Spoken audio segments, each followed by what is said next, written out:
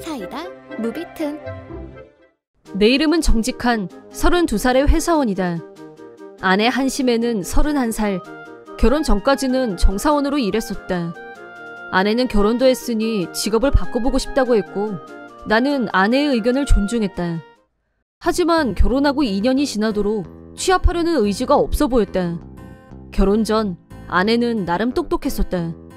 동거 중에는 똑같이 일하고 집안일도 반반씩 하고, 그런데 막상 결혼하고 전업주부가 된 뒤로는 집안이 더 엉망이 됐고 저녁밥은 편의점 도시락, 냉동식품이 줄을 이뤘다.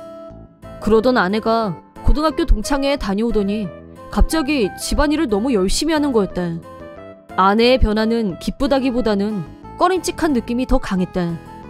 이유는 2년이 넘도록 나와 장인, 장모가 아무리 주의를 줘도 전혀 움직이지 않던 사람이 왜 갑자기? 게으름 빼면 시체였던 아내가 갑자기 내 도시락까지 싸는 열정주부로 거듭난 것이다. 이유가 뭔지 의심할 수밖에 없었다. 설마 이 여자 바람난 거 아닐까? 합리적 의심. 하지만 바람이 나면 갑자기 차가워진다는 게 일반론인데 좀 안 맞는 것도 같고, 아내는 정반대로 성실하고 자상하게 변한 게 이상했다. 결국 아내의 핸드폰을 스캔했다. 아내는 천성적으로 허술해서 비밀번호는 쉽게 풀렸다. 일단 눈에 띈 것은 동창회 이후 특정인과 연락을 주고받는 횟수가 부쩍 늘어났다는 사실이다.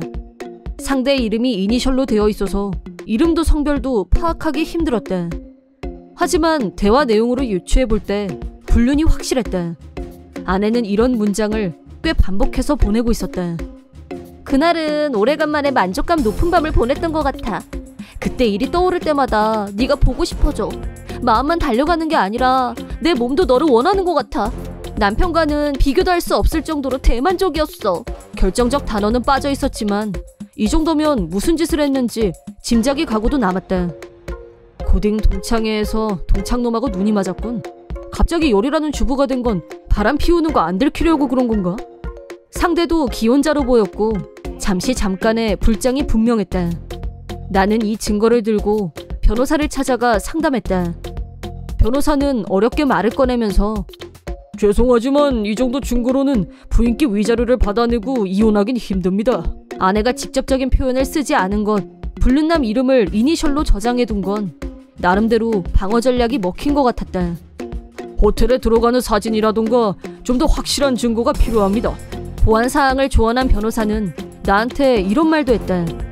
만약 부인이 나 불륜했다 그렇게 쉽게 인정할 성격이면 증거는 없어도 되는데. 아닐 거예요.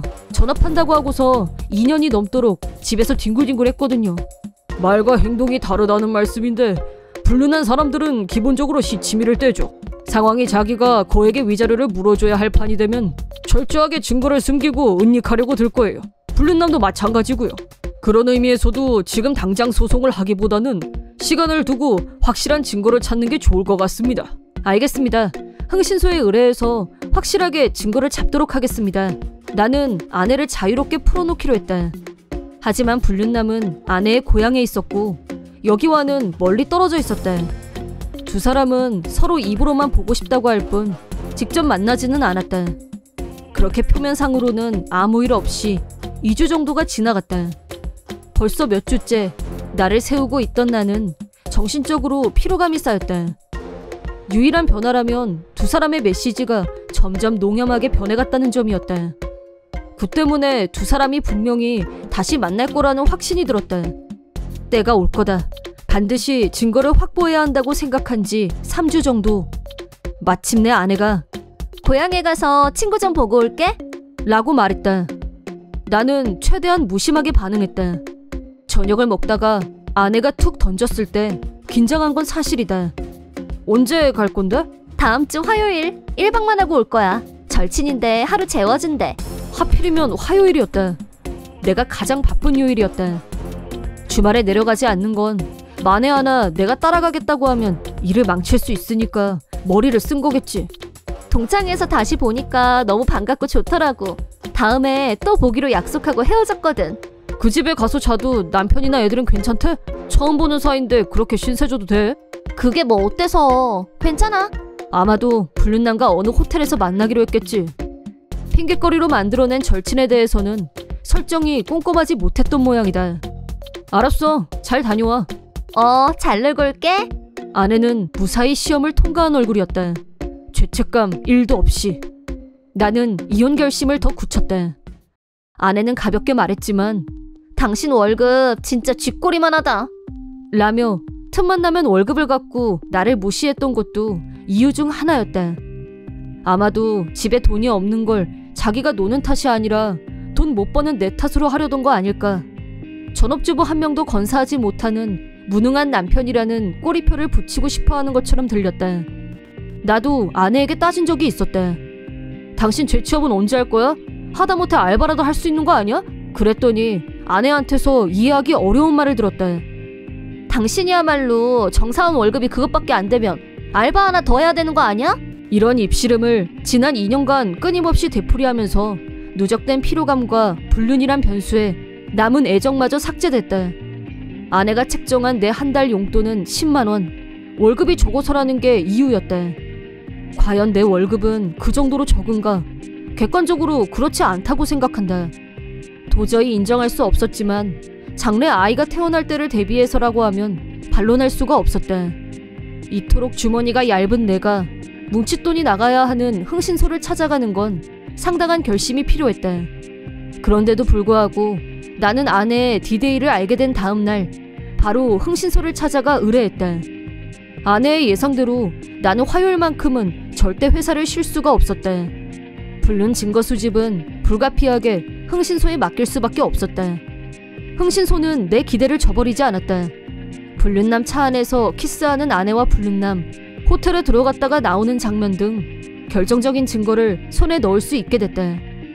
흥신소 보고서에는 화요일 11시에 체크인을 해서 다음날 낮 12시에 체크아웃한 걸로 나와 있었다. 24시간 이상을 호텔에서 보낸 것이다. 한 달 만에 만나서 얼마나 반가웠을까. 불륜남에 대한 신상조사도 끝났다. 아내의 고교 졸업 앨범이 상당히 도움이 됐다. 역시 놈은 아내와 동창이었고 동창회에서 만난 후 호텔로 간 게 분명했다. 아내와 불륜남은 이제 완전히 불이 붙은 것 같았다. 아내는 주 1회 고향으로 내려갔다. 증거는 엄청나게 쌓여갔다.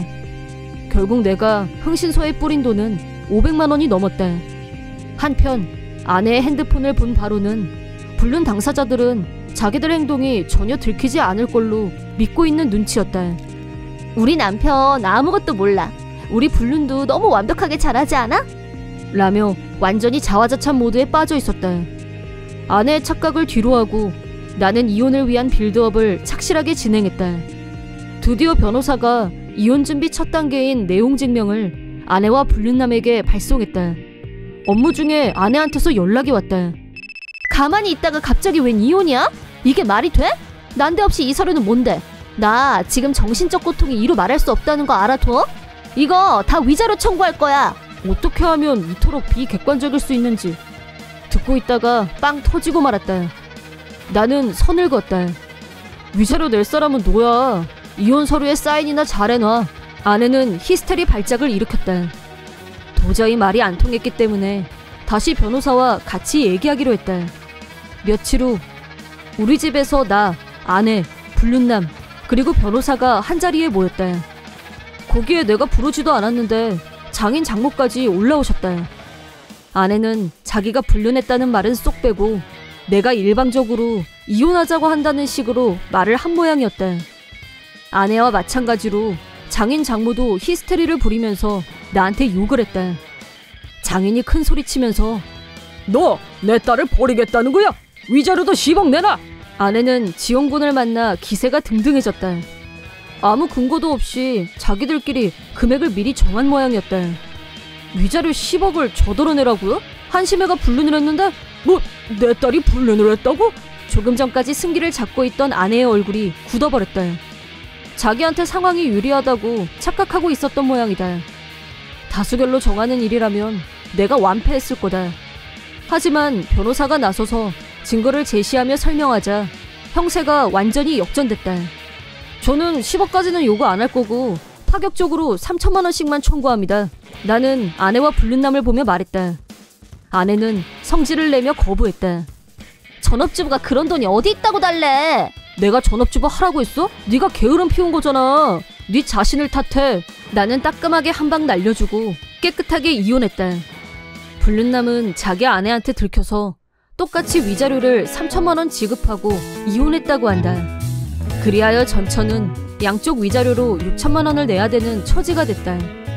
전처와 불륜남은 고향에서 얼굴도 못 들고 다니게 됐다. 이미 소문이 파다하게 일대를 장악해버렸기 때문이다. 전처는 장인 장모에게 손절당한 후 허름한 아파트에 살면서 위자료를 갚기 위해 마침내 알바를 시작했다고 한다. 앞으로는 고등학교 동창회가 열려도 두 사람은 두 번 다시는 갈 수 없을 것이다. 이번 영상은 어떠셨나요? 재밌게 보셨다면 구독, 좋아요에 댓글까지 달아주시면 감사하겠습니다. 그럼 다음 영상에서 만나요.